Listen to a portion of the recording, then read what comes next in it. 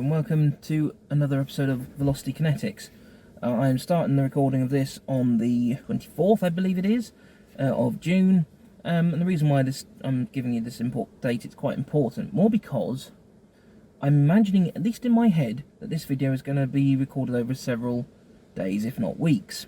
And what is a topic so important that's going to mean you're going to have to do it over so many days and weeks? Well, I'm going to have to do it over so many days and weeks. To put it bluntly, well, not necessarily bluntly, but let's be perfectly honest. I'm having to look for cars for my dad. Not that he's planning to look as such, not planning to change his Ford Cougar at the moment, but with his disability, he's concerned that maybe sooner than expected, it might become difficult to get in and out of the car. As I know, I personally worry. Watching him drive it, it's like sometimes I think it's too much car for him. I mean, he's getting older now, so he's a lot shorter than what he was, but his medical conditions have made things worse, basically. Now, he has a very specific list of things he needs from a car. Not because he wants them, necessarily, but we've realised over the years, these are things that actually make life easier for him. And in many ways, when it comes to disabilities, cars are actually incredible levelers. And what do I mean by incredible levelers? Well, when you look at a car from the outside, unless you're displaying that on the back of your car that you're a disabled driver, really no one knows what ability you've got until whatever parking space you choose, or whoever gets out the car. If you choose to have a blue badge or not, if you don't deem your condition bad enough, or you're entitled to one but don't use it because you know people are worse off, you know, it's all fine, it's all good. Just don't be a dick and abuse the system. I.e. people who are able-bodied, don't be absolute... Just don't be absolute cunts and park in those spaces. But anyway, over the years, we've become apparent what he needs in a car. What he needs is a heated seat, because of where some of his injury is. A heated seat sometimes relieves the pain, and that's whether he's a passenger or the driver. Sometimes it relieves the pain. I know from myself with a couple of times I wish I could say I've been doing, you know, I've been on, it was an accident on the squash court, or, she questions if it was an accident on the squash court, but anyway, you know, sort of, it was an accident on the squash court, or fell off my bike sort of thing. Probably I'd just been absolutely stupid and laid funnily in my sleep. But having experienced what a heated seat can do when you've got an injury, you know, that I can't begrudge him that. He needs a power seat, so one that moves electronically, not like virtually every car where they move on rails, because you can't adjust the speed that they move on the rail, if that makes sense.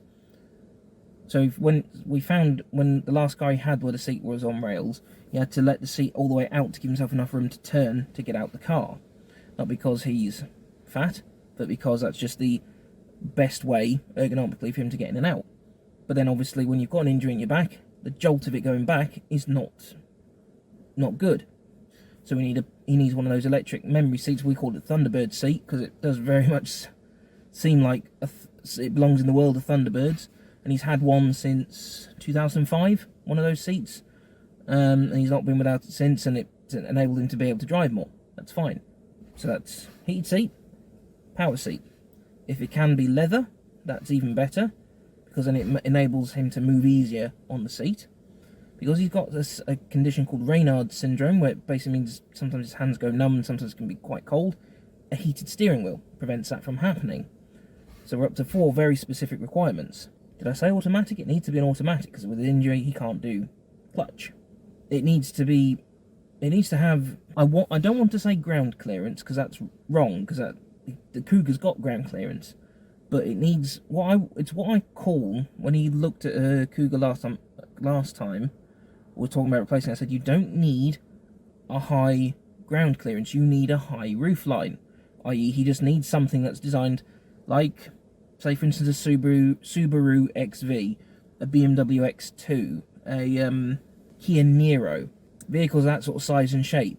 Just need something that's a little bit higher up, so it's not a drop down into the seat, or even something like Vauxhall Meriva. Our old Renault Scenic would have done the job, but Renault don't make them anymore. At least at the moment, you can't get a Scenic on their website. So we've got that. Then if it's depending on the size of the car, you might need a power tailgate, because again, some days can't really lift his hands above his head, and sometimes some of the medications he's on can be a problem. So we're up to quite a specific list of things that eliminates so much of the market for cars. And then the hardest thing that I've been finding recently, when I've had just a quick browse, he wants to keep a heated front windscreen. Now, having got one on this Swace, I will say I would be reluctant to go to a car without one, or at least not without some sort of trade-off to it, if that makes sense. As in, yes, you might have, yes, I've lost my heated front windscreen, but I've gained something even better, for example. I know I've gained even more comfortable seat, you know, that sort of thing. Because for me, as an able-bodied person, at the end of the day, it's not a problem for me to be stood out scraping ice off in the winter. Comfortable? No. Unless you love winter, it's not really anyone's cup of tea. For him, it's not possible, and my mum is getting on as well. But then when you look at the cars he's had that's had all this gear on, the first car that had a power memory seat was a Volvo V70, I believe it was a Sport Lux, or at least an SE Lux. It was bang up there. It was used, but it was bang up there. The second car that followed it, another big Volvo V70 with a couple more toys on it than the SE Lux before. I think the one that followed was an SE Sport Lux. Again, used, but still. Then there was another V70, business edition. Then there was a Volvo XC70. You see the pattern here. We've got big executive style cars with executive options on that are quite niche. And after the XC70 there was his Ford Cougar, and then a second Ford Cougar. I don't know I can't really explain it, but it is, you can't go, say, from having a Ford Cougar necessarily with all the bells and whistles and the toys it's got on it, or at least all the things he actually needs on it, down to, say, like a Hyundai Kona, because some things are not going to be there. If nothing else, heck, going from, you're not going to get the executive seat in something like a Kona. At least my logic tells me, because of how much less money it is, the seat is not going to be built at the same quality. Using the Volvo analogy, you're not going to get a V70 seat, or a V60 seat, shall we say now, because the V70 is not made anymore. You're not going to get a V60 or a V90 seat and a V40, because they're just not going to fit. And the other thing, though, we've all discovered when we've been browsing, is this power memory seat that he wants and needs. They're very hard to get now, because those power seats weigh an absolute ton, and one of the first things that manufacturers are doing to save weight is get rid of them, not have them as an option. Added to this, like I say, looking at his V70s, they're big, nearly top of the line. It'd be like asking for Mercedes E-Class options on a Mercedes B-Class.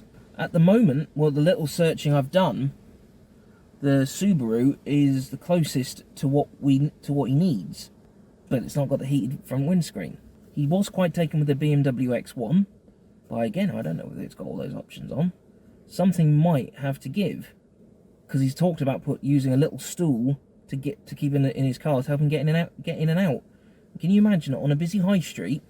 Just ignoring the fact taking out the equation, people being dicks and just kicking it out for shits and gigs, and ignoring the possibility it could be forgotten. You're adding something else into the equation that he's then got to basically limit his options for going out on his own. So hopefully over the next however many minutes this video is, maybe at least another 10 or 12, I do apologise if it's a bit rambly. It goes on like a wet towel, as someone said in the Swace video. But I'm trying to get across the difficulty that some people may have. Now, it's not a disabled rights issue, so to speak, but there should be a way to get what you want. Years ago, Volvo, well, at least we experienced with Volvo, you could get an entry-level model, but you could put an executive-level power memory seat in. So you could have a Volvo S40S, basic as it comes, but have the moving seat. You could have the best model, but still have a seat on ratchets, but have all the other toys on. You know, it was virtually completely modular. But manufacturers seem to have moved away from that. I thought it was just a Japanese thing. But it seems to, if it is a Japanese thing, it's catching on in the rest of the automotive industry. If it isn't, It's just a way of people trying to simplify. It makes the second-hand car market a lot easier to predict.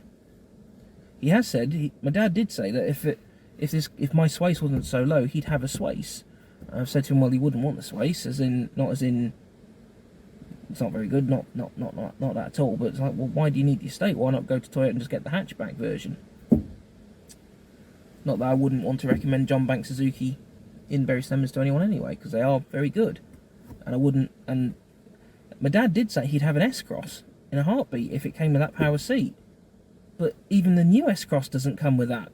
Maybe there needs to be some sort of, not quite an SVT like Ford's special vehicle team, but maybe there needs to be some sort of, well, maybe would SVT be the right way to call it? I don't know, but maybe there needs to be a way with things like Motability to be able to say, this person needs this, this, and this. You must be able to supply it. But who knows? This is only meant to be a brief introduction. My ice cream's melting because I was going to treat Sarah's working tonight and I was going to have some ice cream. First world problems, eh? Who needs them? Who has them?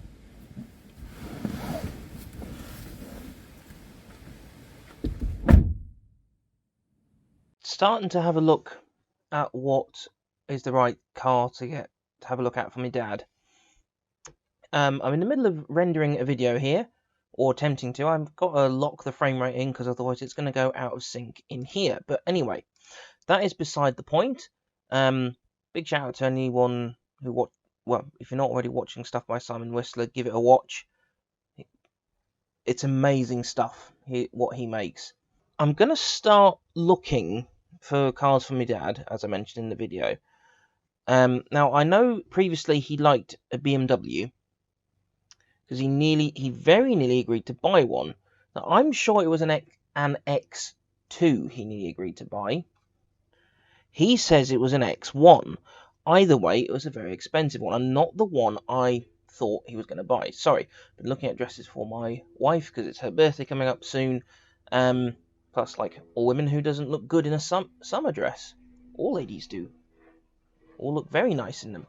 So, I'm going to start with BMW, but years ago, when I told him to look at BMW, when I told him to look at BMW, I told him to look at the 2 Series Tourer, none of the X's. So let's have a look at BMW and see what we can do. Let's try giving one of their vehicles. I'm going to specify the vehicles, or build them, whatever words you want to use. I'm going to build them new. Whether he would then buy it new, I don't know, because the prices are obviously way up there. But if we at least know on a new car that we can get this, then we can start maybe looking at some decent pre-owned or pre-registered. That's what I was looking for. I'd sort of merged the two together. You know, we've got options.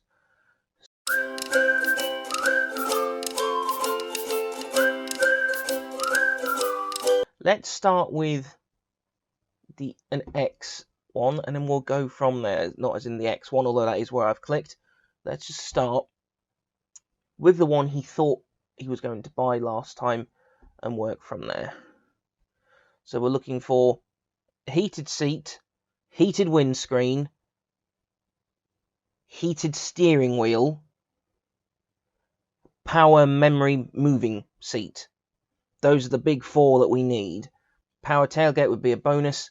Keyless entry would be a bonus. Probably keyless entry is quite high up there because, well, when you've got crutches, it's easy just to do a keyless thing rather than fumble around for keys. So let's have a look.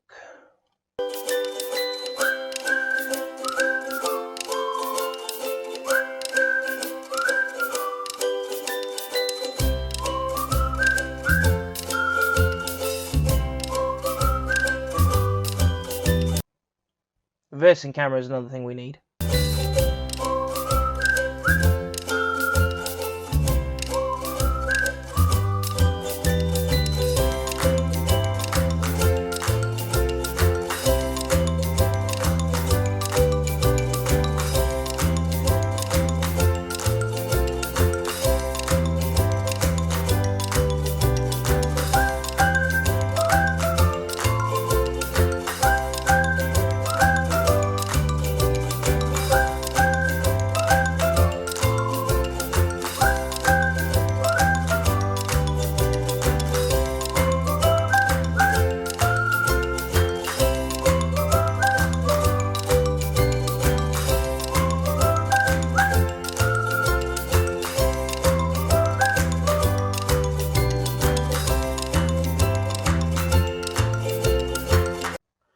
Okay, so we can get it on an X1. Or at least nearly everything we want. Let's try something else. 40 grand. Bloody hell.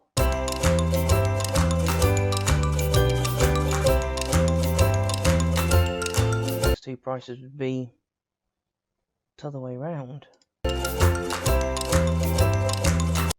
But that I saw though, actually on the other X1 it didn't have the heated windscreen, so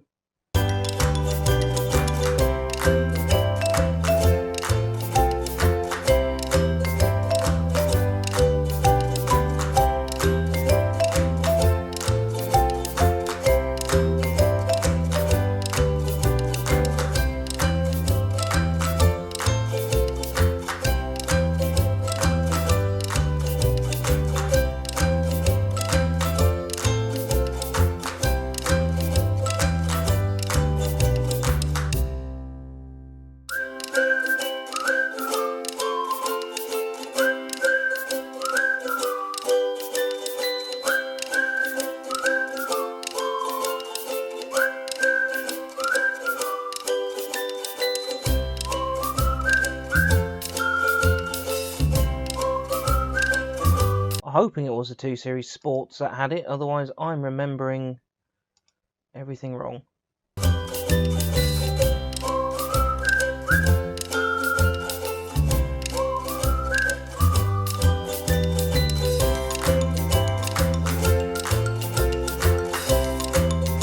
reason why I think this shaped car might be a lot better for him is I'm going to point at my own screen here. I just need a pointing pen, a pen of pointing. That pen of pointing would be a pen of pointing for pointing pen purposes. If you look, whilst in terms of how close it sits to the ground, as in sort of ground clearance, it's about what you would expect from a normal car. But because it's got that higher roof line, much higher roof line, that is where I think a car like this will be a winner. Years ago I had a debate with my dad that he doesn't need more ground clearance, he needs a car with a higher roof line. Because by that logic, if he only needs more ground clearance, then we'll buy a Swace and get it taken to a 4x4 specialist and get a lift kit put on it. And then just lift it as much as you need it. You know, by that logic, Suzuki might have that actually. So just thinking out loud, they'll know the S-Cross has been redone, and maybe that might be just what he needs. But you see what I mean, though. It's high roof. It's got that higher roof line that we want. It's not too big. It's shorter from snout to tail.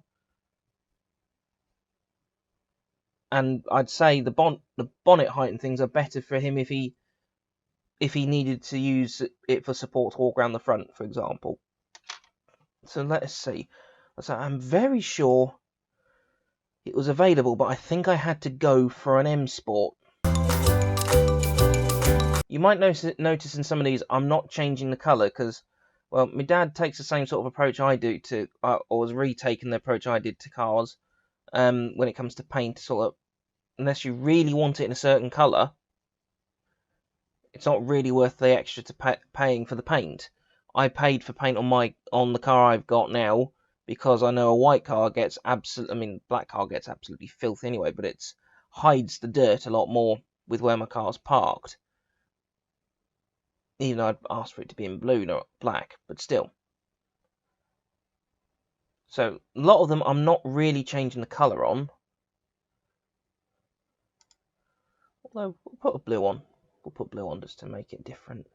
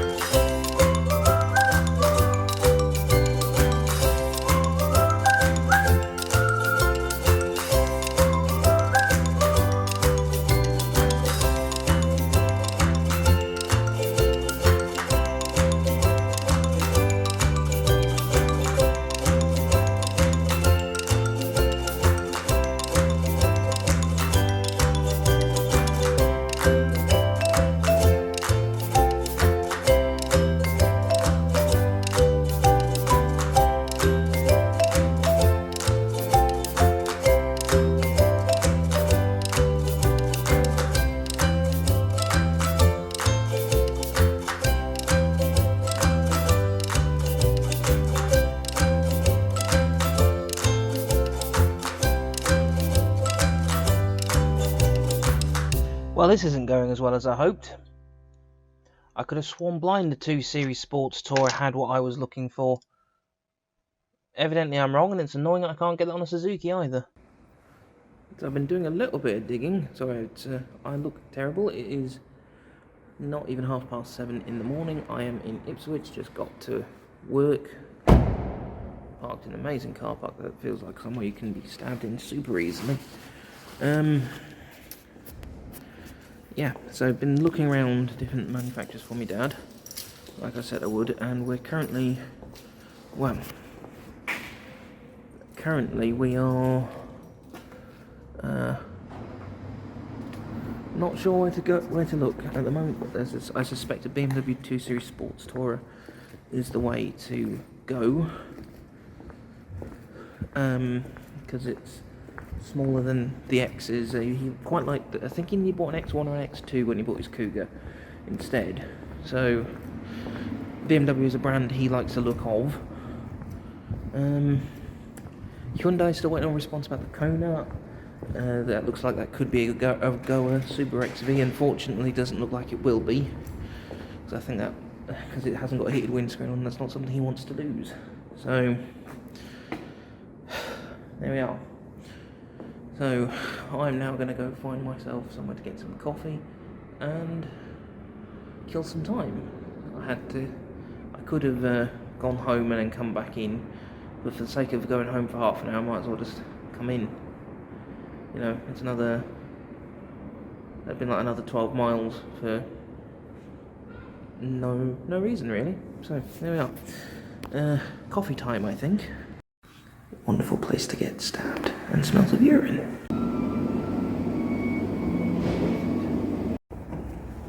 So after looking at the car yesterday for me dad, so I turned up at work very early this morning, had to drop Sarah off at the train station at 6:30 this morning, and again, sort of a stat shows what sort of endemic levels of fuel crisis we're in, that I can't go home for, well, I haven't really got a choice to go home for half an hour to then sit down and do nothing and get ready before driving in. So I'm at work about an hour and a quarter early, but then again it was non-stop until I hit a deer, a dead one. Everything seems alright. I had to pull over to find out what was going on, because the amount of the bang and it jolted my side quite a lot. But I was certain that BMW 2 Series had the heated windscreen that he wants. I don't think he's gonna want to step away from having that, but that's my humble opinion, to be honest. I need to do the choker up properly just yet. It's amazing, men's shirts these days look fantastic for a couple of days, a couple of washes, and then even when you run an iron over them, things like the collars start going funny. Entertaining.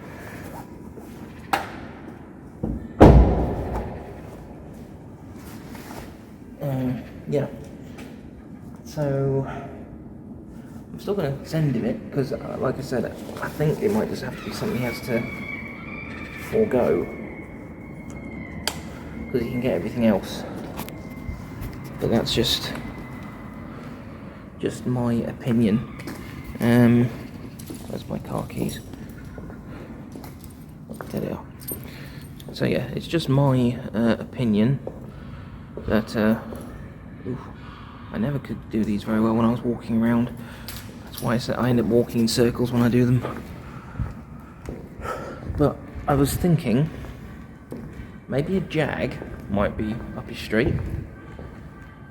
Possibly the E-Pace, I think it is. That might have what we want. Or the I-Pace, if we can get one cheap enough. He's not closed off to what fuel or how it's powered, so he'll take anything. My car's going for a service in a couple of weeks, so I might speak to the guys at Honda on the dealership that links into the Suzuki one when I'm there. That's just a thought, but yeah, not really sure what we're gonna do.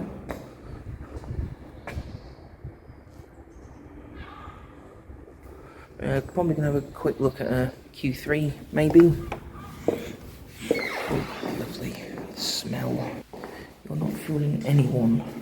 Cleaning sign. You're fooling nobody.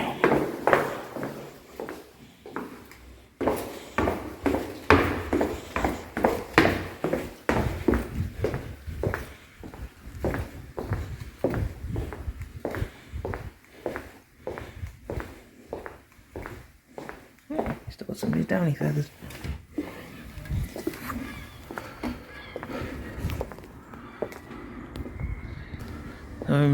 Yeah, gonna look at an Audi. Had a look at Alpha the other day. That was a long shot, but I'd be surprised if he'd agree to an Alpha. Yeah, couldn't not even get close in price. It was one of those ones that the car maybe price just put it completely even, the used ones, because he wouldn't want one that's too old. But there we are. So I'm off to find coffee and kill time until my colleagues deem it worthy to turn up and be ready to work. Mean though it sounds. The other day, what day was it I last recorded this bit? Wednesday. We're meant to meet at 8:45. We're meant to be there, ready to go in. No one turned up until 5:02. So we weren't in the building until 9, which isn't what we're supposed to do, but there we are. Anyway, let's continue the thought, shall we? Gonna need more than that to get me through the day, I think. Jesus Christ. We're back looking at cars again for my dad. I looked at the Kona off screen. I'm still even now waiting for a response. It's good that I've just messaged them on Facebook Messenger, to be honest. And that's it. Let's have a look at the Jag, shall we? My concern is the Jag is going to be too high. There are a couple of cars I've completely discounted. The Land Rover Discovery Sport and the Range Rover, is it the Evoque? They've both been completely discarded because, well, they are too high and probably too unreliable, to put it bluntly. Let's do a quick build of an I-Pace and then we know if we can look at one second hand. Well, there we are. That's question asked, question answered. Right, so we know the I-Pace could potentially be. The other one is an E-Pace.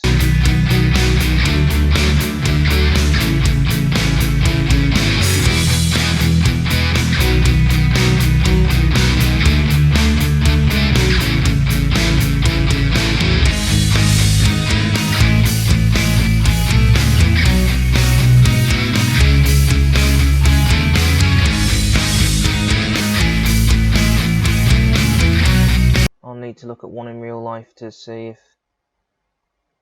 if that's possible. I'm surprised the Merc was so difficult to do when I looked at the B-Class. The B-Class would be right up his street. The GLA would be okay, but I think it's the wrong height.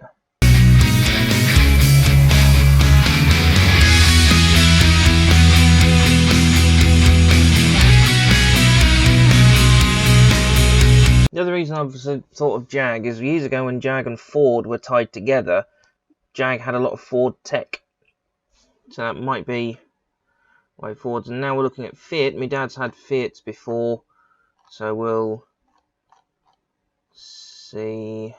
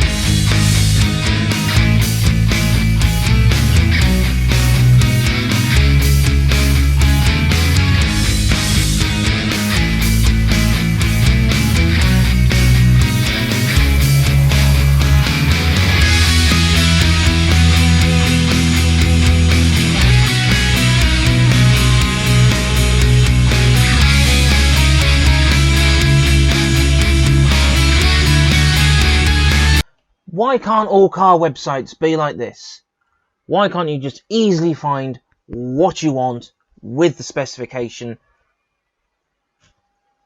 and just be able to compare it rather than having to go and build it or spend ages chasing yourself round and round in circles to find what might inevitably be there or might not be there? You know what? Subaru's back on the list. He might just have to go without his heated windscreen. We'll have a look at Ford though, because that's what he currently has and stands to get the best price with if he was to trade in.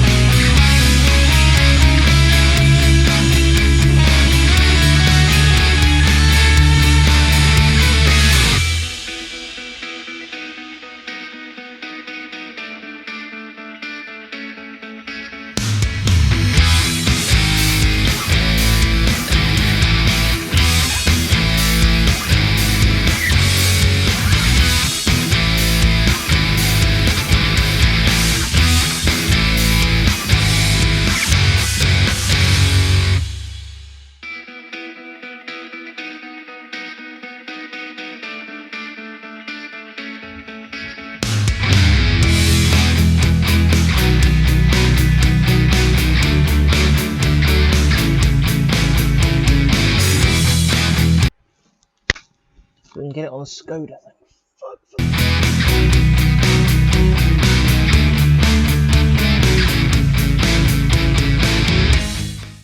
Here we are at the end of the video. Very early on a day off for me, and what do we do? So, long and the short of it is I'm gonna speak to. I've got to see my dad anyway to fix his computer at some point, so I'm not gesturing to my car, I'm stretching my shoulder. But I'm going to speak to him about what his options are.